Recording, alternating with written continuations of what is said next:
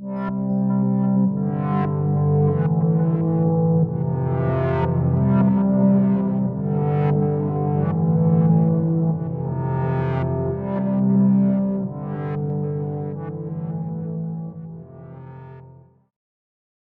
you are new to my channel, I encourage you to check out my extensive coverage on the Stephen Kosher case.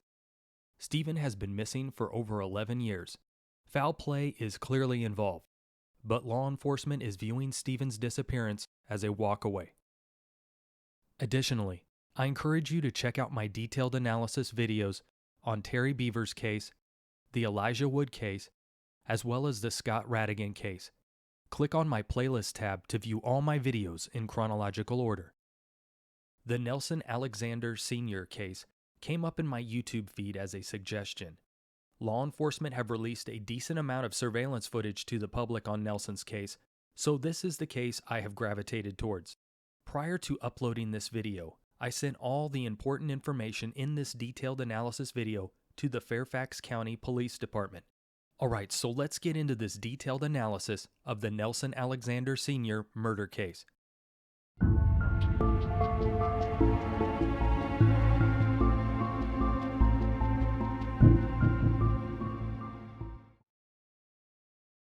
On Wednesday, October 20, 2021, at 5:20 a.m., a 73-year-old man named Nelson Alexander Sr. was shot and killed while taking money from a Wells Fargo ATM on Annandale Road in Falls Church, Virginia.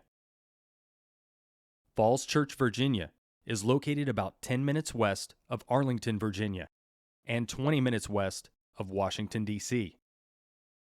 Nelson had stopped by the ATM to take some money out prior to heading to work. Nelson was ambushed by a masked robber who demanded he take out money from the ATM. It appears Nelson attempted to stop the robber and was shot once from close range with a small revolver.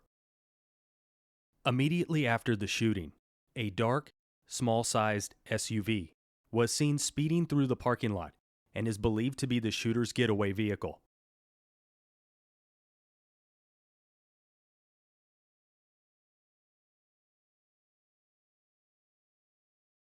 Something extremely disturbing about this attack that I want to point out.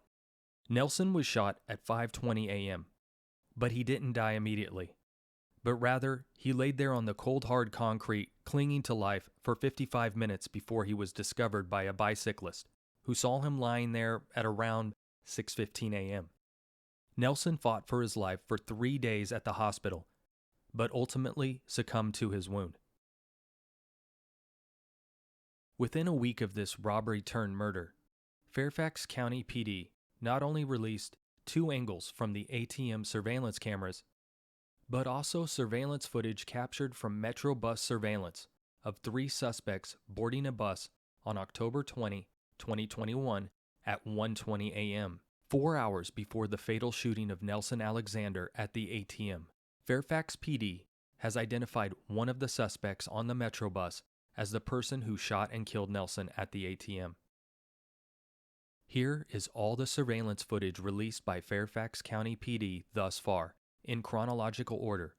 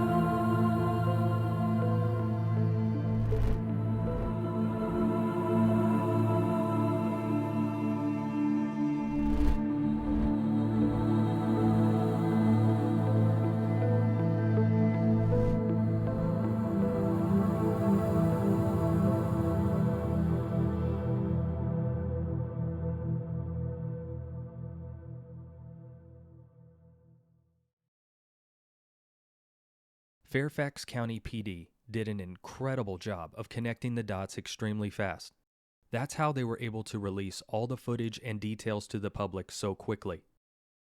Fairfax detectives discovered that on October 20, prior to Nelson being shot at the ATM at 5:20 a.m., a 2009 Nissan Murano was stolen from the 5200 block of Dover Place in the city of Alexandria. Detectives believe the stolen Murano is the vehicle seen on the ATM surveillance footage fleeing the scene after Nelson's murder. A be on the lookout was immediately placed for the stolen Murano. The vehicle was found on Sunday, October 24, on Marshall Street, just a few blocks west of the Wells Fargo where Nelson was shot. Detectives believe the Murano was abandoned shortly after the shooting. Fairfax PD continued to process the vehicle for forensic evidence. Because of the location of the abandoned Murano, Fairfax PD contacted Washington Metro Transit and reviewed hours of surveillance footage until the three suspects were seen getting on the bus near the Seven Corners Shopping Center in the 6200 block of Arlington Boulevard.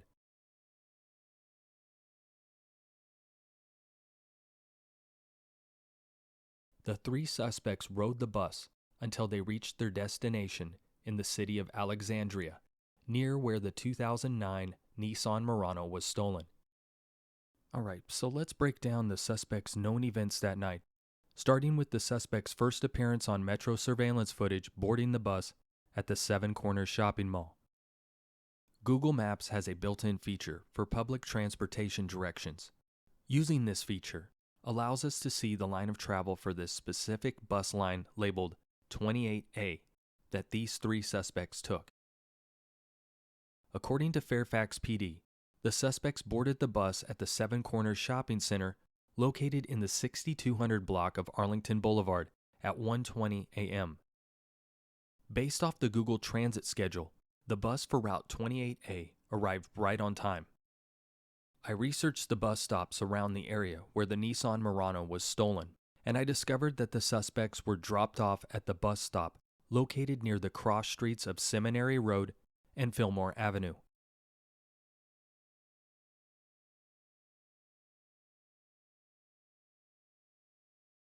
After exiting the bus, the suspects walked in a southeast direction on Seminary Road.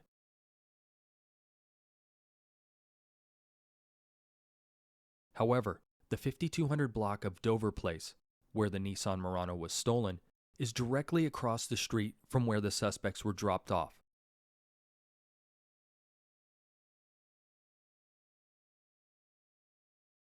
According to Google Maps, this bus ride from Seven Corners Shopping Center to Seminary and Fillmore would have lasted around 14 minutes, putting the suspects at the Seminary and Fillmore bus stop at around 1:34 a.m. Law enforcement should check with residents and businesses within that neighborhood for footage from surveillance cameras captured from the night of October 20, around the time when the three suspects exited the bus at 1:34 a.m. The next time we have confirmed for the suspects is at 5:20 a.m. when the stolen Nissan Murano pulls up in front of Nelson's vehicle at the Wells Fargo located at 2928 Annandale Road in Falls Church, Virginia. This Wells Fargo is located about 10 to 15 minutes northwest of where the Nissan Murano was stolen. This leaves a 3-hour and 35-minute window, give or take a few minutes, where the activity of these three suspects is unknown at this time. Law enforcement have revealed that they believe these three suspects were involved in other crimes prior to the shooting of Nelson at 5:20 a.m. What crimes specifically have not been disclosed to the public. I checked the crime log for Falls Church on October 20, 2021, and only the shooting of Nelson appears. Looking at the Alexandria crime report, the theft of the Nissan Murano from 5200 Dover Place shows up at 5:25 a.m.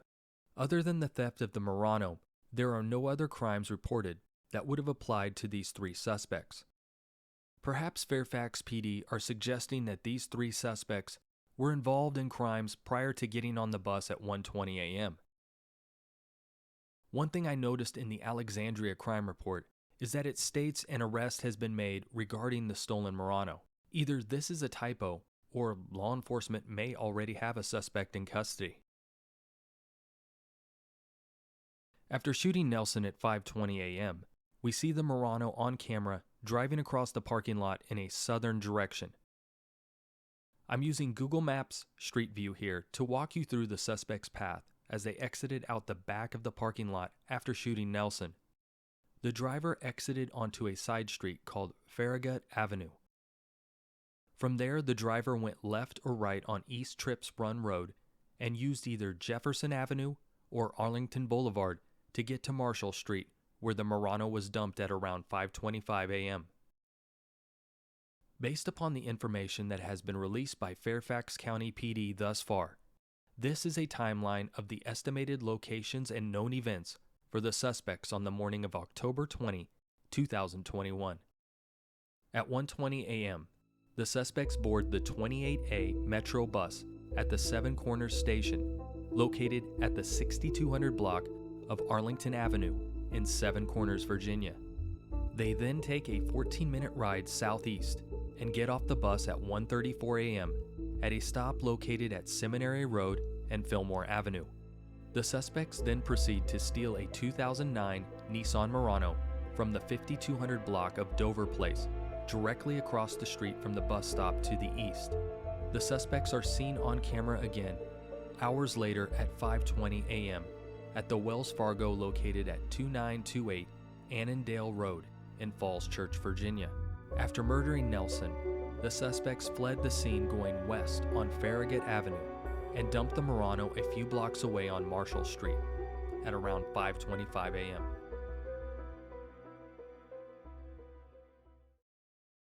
Law enforcement have reached out to the community and asked them to help them identify some of the things worn and carried by the suspects seen in the surveillance footage. Specifically, they want to know what store the drink one of the suspects is holding came from. Additionally, they want to know what kind of backpack is carried by the same suspect. A few weeks ago, I made a community post asking subscribers to help me identify the backpack seen in the surveillance video. Within hours, several subscribers had answered the call and narrowed this backpack down to a specific style and several possible brands. Subscriber Grace was first to post, stating that this is a vintage laptop flap backpack made by Camopa. While the information about the backpack being a flap backpack certainly did help us narrow down the style, unfortunately, the Camopa backpack was not a match to the backpack seen in the surveillance footage. Because the shoulder straps don't have a black lining, and the brand label is on the flap of the backpack and not the lower right corner of the backpack. Subscriber Honeybee then posted that the backpack is the U Grace Vintage Laptop Backpack in gray, which can be purchased on Amazon. Yet again, Honeybee has come up with what I believe is the right answer.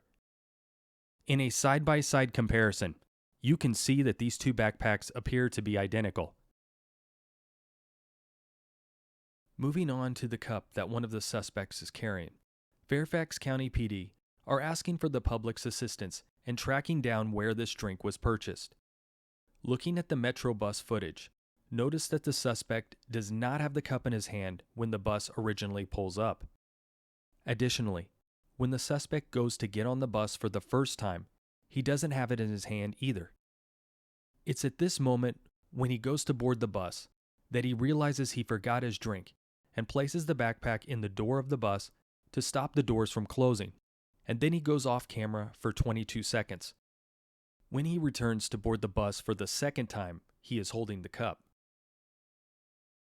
I looked through the footage captured from the front-facing cameras on the bus to see if I could find where the suspect had left the cup, and I discovered that it is sitting on the ground near to where the suspects were standing when the bus pulled up. It's my opinion that this drink was purchased minutes before the suspect boarded the bus. One of the reasons I believe this is that if the drink was half empty or nearly empty, I don't think the suspect would have held up the bus and created a scene if the drink wasn't fairly new. Additionally, later in the footage, the suspect removes the lid of the cup, and we can see that the cup is about 80% full. Knowing that the drink is full, or near full, when the suspects got onto the bus, leads me to believe that the store where the suspect bought this drink had to be nearby that bus stop. In my opinion, this drink is most likely a coffee. I believe this because of the shape of the lid that appears to be the classic coffee cup lid shape. Additionally, the fact that there is no straw visible at any time in the footage almost eliminates the possibility of this being a fountain drink in my opinion. One other thing we must consider is that the suspect places the drink on the ground. One possible reason why he may have done this is because the cup was too hot to handle. Notice the way the suspect clutches the cup with both hands as he gets back on the bus. I don't think I've ever seen an adult handle a fountain drink cup in this manner. Another important factor here that helps us determine where this coffee was purchased is the fact that the suspects boarded the Metro bus at 1:20 a.m. This eliminates most stores in this area because they would have been closed. The bus stop is located within the 6200 block of Arlington Boulevard in Seven Corners, Virginia. Looking at the area surrounding the bus stop, there are only two possible locations where this drink may have been purchased at around 1 a.m. Those stores are McDonald's and 7-Eleven, which are located within walking distance of the bus stop, about 7 minutes away. This specific McDonald's closes at 1 a.m., leaving it in the realm of possibilities, and the 7-Eleven is of course open 24 hours, making this the prime location for where this coffee was purchased. I researched various designs for modern coffee cups for McDonald's and 7-Eleven, and the only cup that resembles the cup seen in the surveillance footage is this 7-Eleven cup. To verify that this cup is still in circulation, I went out to my local 7-Eleven and purchased a cup of coffee. And this is the style they are currently serving in November 2021. I took several photos of the cup from various angles, attempting to capture the cup at the exact angle and distance as seen in the bus surveillance footage. The biggest difference here is that the camera I am using to capture my coffee cup has a telephoto lens, image stabilization, and other features that make it optimal for capturing moving images at a distance. The bus surveillance camera, not so much. The most obvious similarity is the red line that wraps around the base of the cup.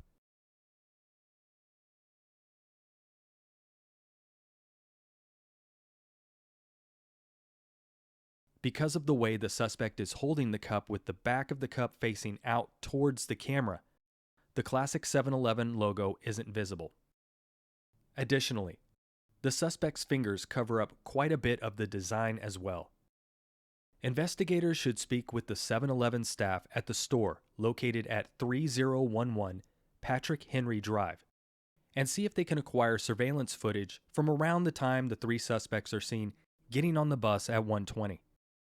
They should also question the staff to see if they recognize any or all of the suspects as regulars or know them from around the area. And it probably wouldn't hurt to put up some wanted flyers in the window of the 7-Eleven as well. Now let's take a look at the clothes the suspects are wearing.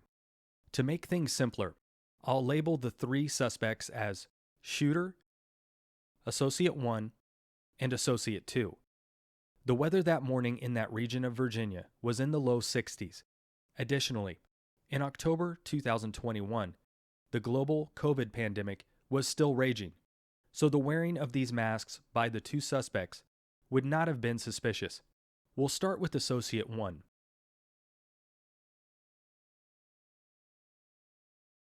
Associate 1 is wearing a light gray Gap hoodie. He is also wearing a Gap Icon denim jacket. Both items can only be purchased at Gap stores. I have circled in red on this Google map the 5 Gap stores located nearest to the Seven Corners shopping mall, which is circled in green. It might be worth checking out a few of these locations with Associate 1's photo. Associate 1 is clearly a fan of Gap gear, and it's possible a Gap staff member may recognize him, or who knows, maybe he works at a Gap store or has worked at one in the past. The shoes Associate 1 is wearing are the Nike Air Jordan 10 Retro Steel. The Nike Air Jordan Retro Steel sell for $300 to $500. Something important to point out is that Associate 1 appears to have an ankle injury, as you can see him limping throughout the bus surveillance footage. This explains why Associate 1 has something wrapped around his ankle. I believe this is some cloth material, possibly a t-shirt, which contains ice or an ice pack. Looking at Associate 2, they are wearing a warm winter, cold weather, bright reflective balaclava face mask with zipper. You can pick this up off Amazon for $20. The shoes Associate 2 is wearing are extremely difficult to determine. I ended up going to 5 shoe stores before I found a manager at a Champs store who is a self-proclaimed shoe expert. He told me, quote unquote, "I've been in the shoe game for 15 years. Those are Jordans. They are the retro Jordan 5 lows with a unique color design." He pointed out the design on the padding around the ankle of the shoe. He went on to explain that this shoe design is rare, and that they were probably purchased at a specialty store. I searched all over the internet for the Jordan 5 retro lows in this color scheme, and I was unable to find them. These shoes sell for $250 to $400. The hoodie Associate 2 is wearing is equally difficult to determine. I spent over 3 hours trying to track down this hoodie, and the closest I could get is this Reebok hoodie with side stripe. But the thing about Associate 2's hoodie is that it has a reflective strip on the sleeves, which you don't see with the Reebok hoodie. It's possible Associate 2 bought reflective tape or patches and added them to this Reebok hoodie. Because of the reflective gear Associate 2 is wearing, it leads me to believe that he may have a job that requires high visibility safety gear, such as a delivery person, parking lot attendant, or a warehouse worker. Moving on to the shooter. The shooter is wearing the Nike Air Jordan 9 Retro BG Barons. These shoes are rare and sell online for $300 to $400 depending on the size. These Jordans are limited edition. They were released in 2014, and they were designed to commemorate Jordan's time he spent playing minor league ball with the Birmingham Barons. The Jordans the shooter is wearing appear brand new. I'm not seeing any scuffs anywhere on these shoes, nor am I seeing the yellowing that occurs on white shoes that have been worn for a few months. Due to the rarity of these shoes and the fact that they appear new, these Jordans are almost as good as fingerprints in my opinion. The black hoodie the shooter is wearing has a unique logo on the neck that I was unable to track down. The fact that the shooter has the same Jordan shoes on in both the Metro bus footage and the ATM footage, and is wearing the laptop flap backpack in the ATM footage, which is the same laptop flap backpack Associate 1 is carrying on the bus surveillance footage, this rules out any possibility that this may be a case of mistaken identity. It's possible the shooter and Associate 1 purchased their Jordan shoes at a brick-and-mortar shoe store in the past, and wear them out from time to time. One possible location where they may have purchased these shoes is the Nike Georgetown, which is a store that specializes in unique and hard-to-find Jordans. Nike Georgetown is located about 12 minutes east of the Seven Corners shopping mall. Additionally, I would strongly encourage law enforcement to contact eBay and request an archive auction/buy history for the Nike Air Jordan Retro 9 BG Barons, and see if any of the recent auction winners or buyers for these shoes were in the state of Virginia. eBay archives auctions and sales going back 90 days, and they can be released to law enforcement upon request. Obviously, these shoes are adult size and not child size, so that will help law enforcement narrow down the list a bit. Lastly, as the shooter goes to exit the bus, there is a frame where his cell phone screen can be seen. If any of my viewers believe they know what the shooter has pulled up on his cell phone, please leave a comment below or message me at arrinstoner@yahoo.com.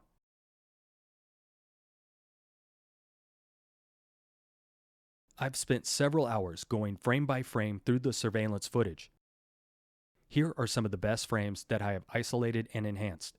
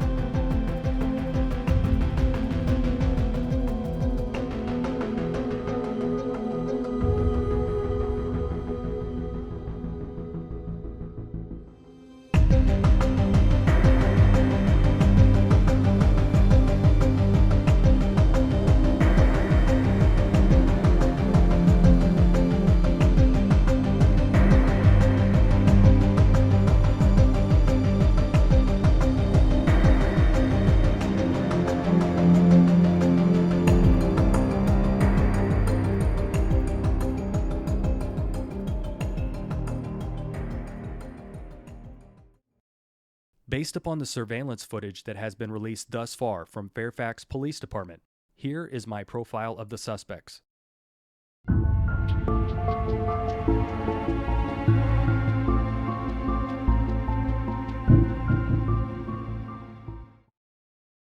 All three suspects are African American males.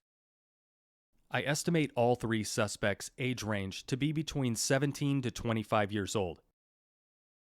All three suspects are right-handed. Associate 1 wears glasses and had an ankle injury on October 20th, and a limp was probably noticeable for several days after the 20th. Associate 1 and 2 are both in possession of rare Jordan shoes.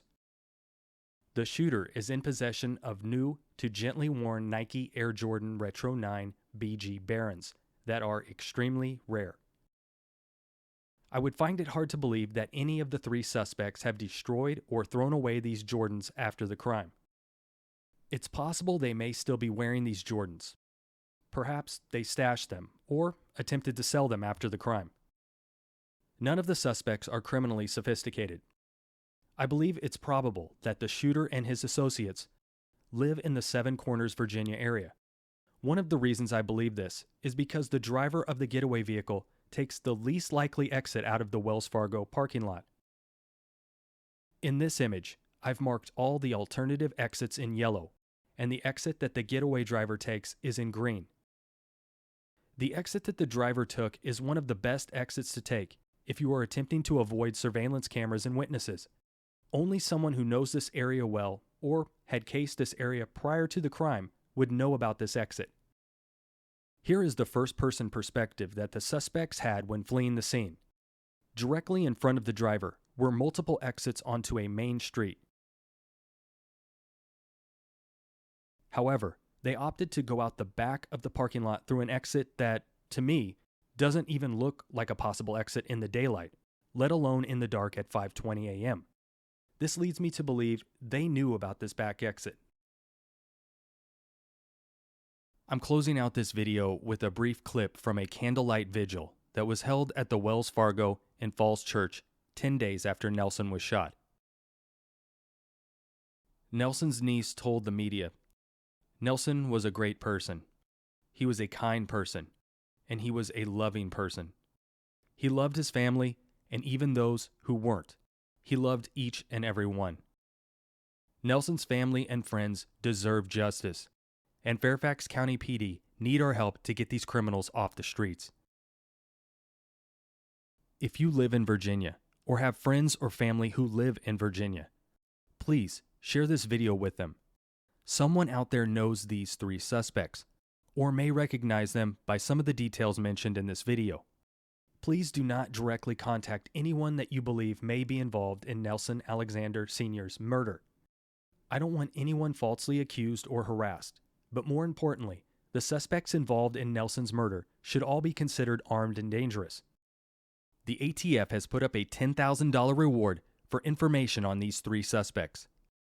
If you have any information on this case, please contact the ATF at 1-888-ATF-TIPS or contact Fairfax County Crime Solvers at 1-866-411-TIPS or text FCCS plus tip info to 847-411.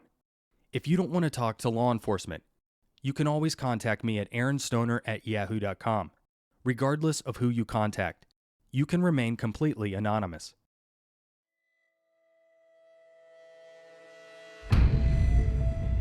Thank you so much for checking out this detailed analysis on the Nelson Alexander Sr. case. Please, don't forget to drop me a like and subscribe to my channel.